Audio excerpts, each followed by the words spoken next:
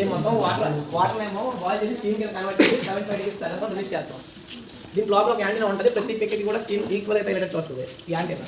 దానివల్ల పిక్కలో ఏంటంటే మనం పిక్క కచ్చేటప్పుడు పప్పు గుండా అవ్వకుండా గుడ్డు వస్తుంది అనమాట. అందుకోసం ఈ బాయిల్ చేస్తాం. దీంట్లోనే కెమికల్ కంటెంట్ మొత్తం వచ్చేస్తుంది బయటికి. జీడి పిక్ అనేది కెమికల్ ఉంటుంది కదా, అది మొత్తం బయట రిలీజ్ అవ్వాలంటే ఈ బాయిల్ మీద అవుతుంది.